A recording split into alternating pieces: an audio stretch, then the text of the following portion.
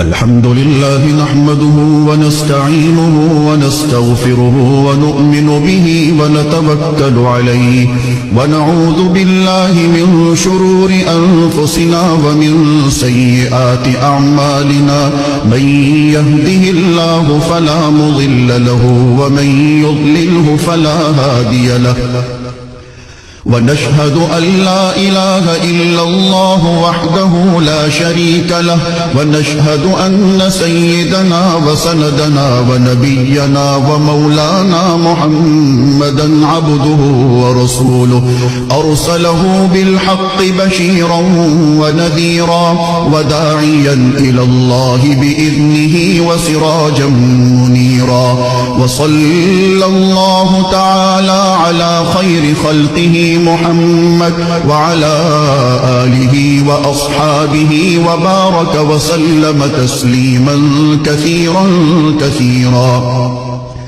أما بعد فأعوذ بالله من الشيطان الرجيم بسم الله الرحمن الرحيم إن الله وملائكته يصلون على النبي يا أيها الذين آمنوا صلوا عليه وسلموا تسليما اللهم صل على سيدنا محمد وعلى آل سيدنا محمد بعدد من صلى وصام وصل كذلك على جميع الأنبياء والمرسلين وعلى الملائكة المقربين وعلى عباد الله الصالحين خصوصا على سيد المتقين والأبرار صاحب النبي في الغار والمزار أفضل الصحابة بالتحقيق خليفة النبي بلا فصل إمامنا أبي بكر الصديق رضي الله تعالى عنه وعلى الناطق بالصواب والعادل بالكتاب إمامنا بالحق عمر بن الخطاب رضي الله تعالى عنه وعلى صاحب الحياء وناشر القرآن الشهيد للمظلوم حين تلاوة الفرقان عثمان بن عفان رضي الله تعالى عنه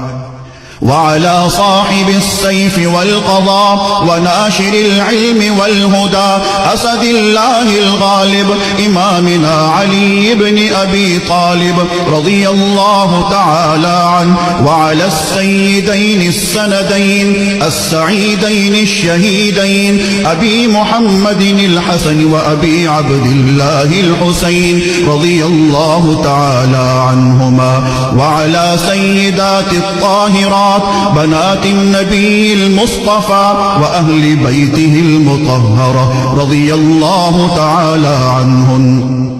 وعلى عميه النبي المجتبى سيدنا العباس وسيدنا حمزة رضي الله تعالى عنهما وعلى كل الصحابة رضوان الله تعالى عنهم أجمعين الله في أصحابي لا تتخذوهم من بعدي غرضا فمن أحبهم فبحبي أحبهم ومن أبغضهم فببغضي أبغضهم